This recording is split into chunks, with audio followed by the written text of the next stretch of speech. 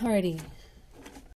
Unit 5, Quiz 1. Have not done one of these in a while, but we're going to go to the computer lab and do some test makes-up and shenanigans. So, if you are watching this, you've gotten your test back already, and you are making corrections to your test. So if we look at the first question, the graph shows the temperature in Diego's house between noon and midnight one day. Select all the true statements. We know that there's 2 of them. First one, time is a function of temperature. So does your time depend on your temperature? So time of day depending on temperature. So if we look at this, it should read y is a function of x. Well, x is time, so that means this is a no. The lowest temperature occurred between 4 and 5. If I go between 4 and 5, I'm up here. It's lower down here, so no. The temperature was increasing from 9 to 10. Well, 9 to 10 is right here. It's not. It is decreasing. The temperature was 74 degrees twice during a 12-hour period. So 74 is probably here. It occurred here and here. So that is a true statement. There was a 4-hour period which the temperature did not change. So not changing means it stays flat. Well, from here to here it did not change. So if we go down, there's 1 hour, 2 hour, 3 hour, 4 hours. It did not change. So the last 2 were your correct ones. Alrighty. Question 2. This was a heavy problem. It's worth 6 of the points. So y is all of this. So y is 6x minus 11. Negative 2x minus 3y equals negative 7. Well, we are going to substitute all of y in for here. And we're going to do 3 times this quantity. So we have negative 2x minus 3 times 6x minus 11 equals negative 7. We have parentheses, so we have to multiply first. I'm going to go ahead and bring that down so it's done. Negative 3 times negative 6 is negative 18x. Negative 3 times negative 11 is a positive 33. Now we can combine our like terms. We have negative 2x and negative 18x giving us negative 20x plus our 33 still equals negative 7. Now we're in a 2-step problem. First, we need to get our x by itself, which means we need to get rid of this constant. The opposite of plus 33 is to minus, giving us negative 20x equals negative 40. The opposite of multiply by negative 20 would be to divide. I don't want that x there. Negative 40 divided by negative 20 gives us x equals 2. I'm going to go ahead and fill in my ordered pair right now. Well, if x is 2 and y is all of it, I can go ahead and plug my 2 in. So I have y equals 6 times 2 minus 11. 6 times 2 is 12. 12 minus 11 is 1. So that means y is 1. Next problem, we do the exact same way. Y is this whole quantity. That whole quantity equals y, x minus 1. So we're going to plug this into y.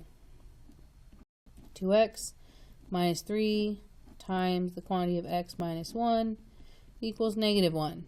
Signs really do matter. So you may have missed 3 points because you didn't put your minus here, which then gives you 2 different answers here, which matters.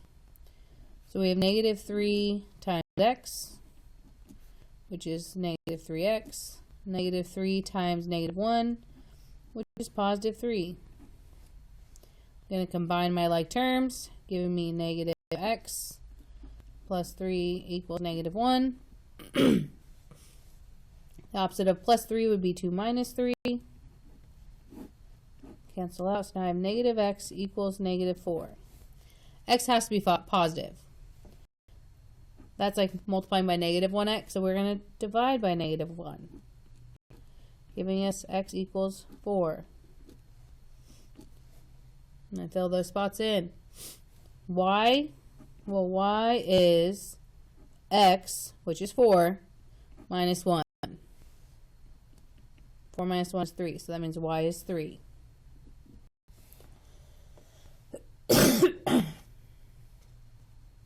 That's your first page. Page 2 of your graph.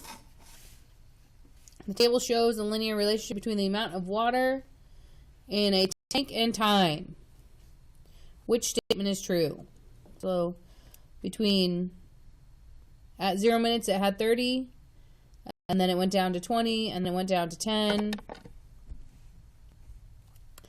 So going down means it's decreasing. So I'm going to go ahead and already get rid of this one because that says increasing.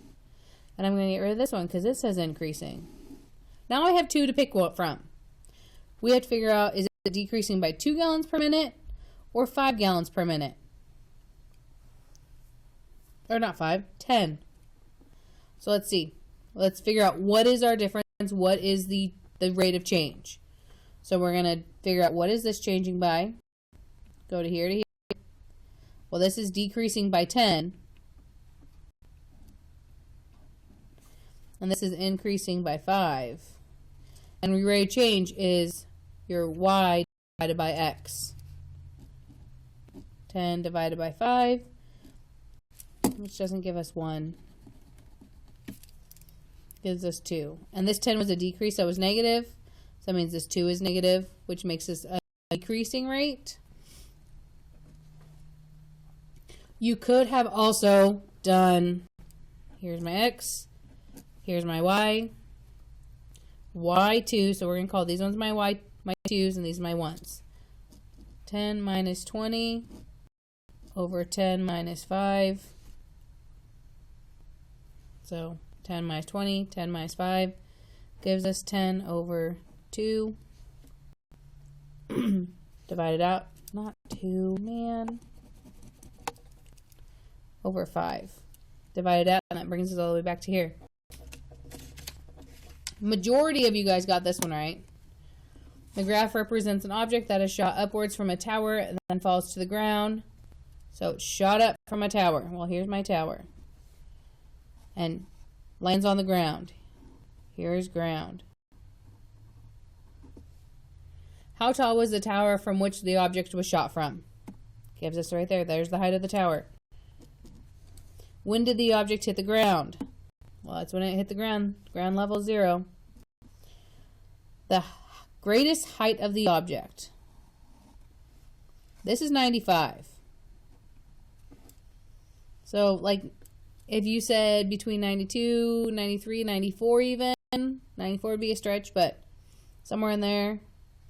I'm just put 93 for middle. And then about. Well, that is 3. That's 2.5. It hit it before it. So if you put 3, you got it. If you put 2.75, you also got it. So, but it's about 3. Because at 3, I feel like it's still at that 95 or 93 mark. This is the problem that probably took the longest. Ooh, I already had a lot of stuff written down. Grabbed the wrong copy. That's okay. So we have 2 companies. It's been a while since we've compared 2 companies and had to find a lot of information out. So when you have just a table, you need to figure out what is your rate of change. This is not proportional because it tells you that there is, right here, a one-time fee. Oh, it tells you right here, plus a one-time fee. Well, your one-time fee is your B. Your hourly charge is M. So we need to fill that in. So let's go ahead and do B first, which is this one, and this one down here. So my flat rate, my one-time fee is B. There's my one-time fee. It was $150. There's my one-time fee. Explain or show your reasoning. If you like have this drawn out on your graph, then that works. The slope, if it starts here, here's my next point. This is at 1. How far up did it go? And if you said 2 on your test, you got it wrong because we didn't go up 2. If you put 200, you got it wrong because we didn't go up 200. We went from 50 to 200, which is only a difference of 50. And then we went over to 1 hour. So $50 per 1 hour. So you should have 50x. You could have wrote $50 per hour. Whoops. $150 fee. That works too. So now we have to go back here. So we know our equation. We know that m is slope. We know slope is rise over run. We did it here.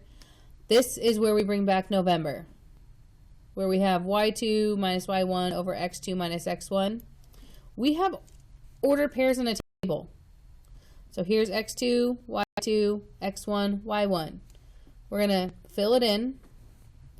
y2 was 350 minus y1, 125. 4 minus 1. Well, 4 minus 1 is 3.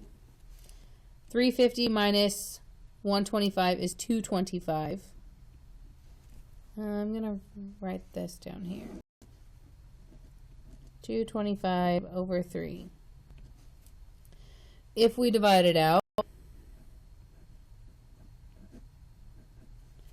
3 goes into 22 7 times for 21. 3 goes into 15 5 times. So that means $75. That's my hourly. Because that's my rate of change. That is my slope.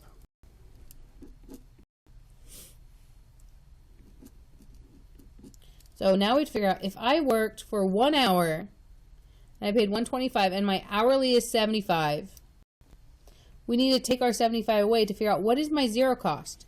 At 0 hours, how much do I cost? So $125 minus $75. Really, I have 5 quarters, take away 3 quarters. I have 2 quarters left. But 5 minus 5 is 0. 12 minus 7 is 5. So then it's $50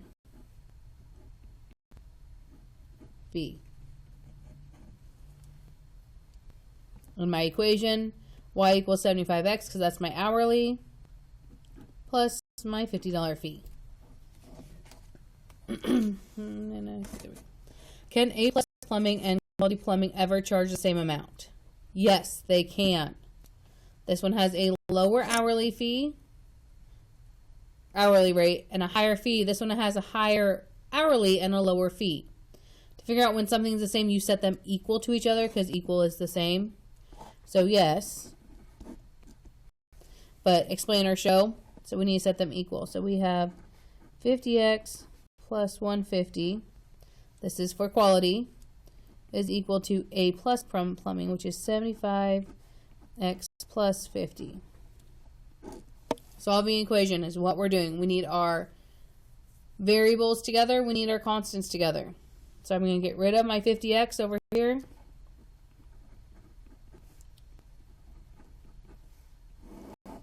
That leaves me with 150 equals 25x plus 50. I need my constant by itself, so I'm going to get rid of my, I need my variable by itself, so I'm going to get rid of my constant. I have this extra 50. I'm going to get rid of it. To get rid of something, you subtract. I didn't mean to cross out. That's okay. So now I have 25x equals 100. 25 times what is 100? Means to divide.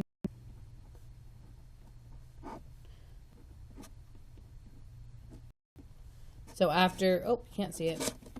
After 4 weeks,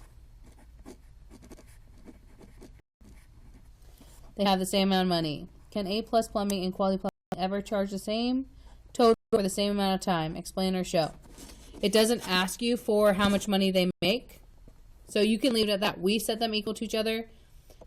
X, oh, it's not weeks, it's hours. X is my time. So at 4 hours, they will charge the same. On to the back. These were SBAC style questions. They are review.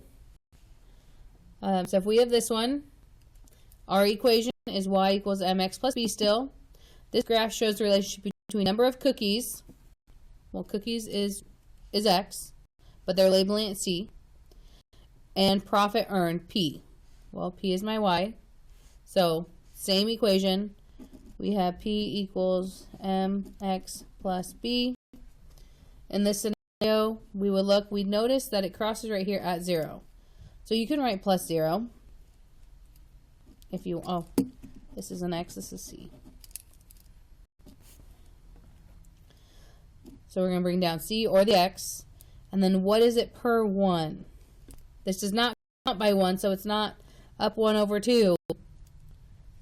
It's a rise of halfway between 0 and 50 cents is a quarter.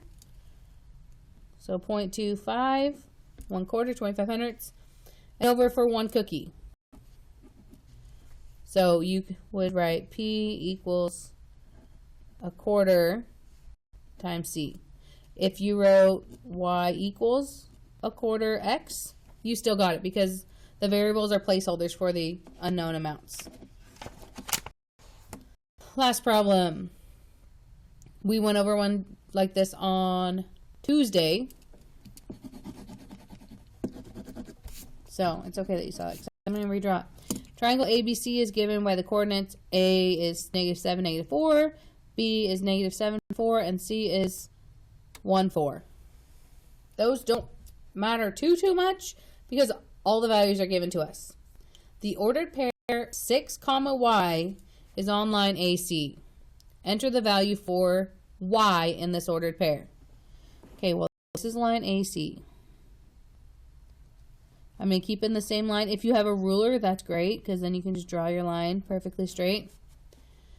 Okay, the ordered pair 6, y. So x is 6. So I'm going to follow 6 up. That's where it meets my line. My y value is then 9. So you would write 9 here. On the test, if you wrote 6, 9, or y equals 9, I give it to you. But on SBAC, I believe all you need to do is put a 9, and you would get it. That is the test. If you're watching this, it's probably because you need to do some revisions, and this will help you with your revisions.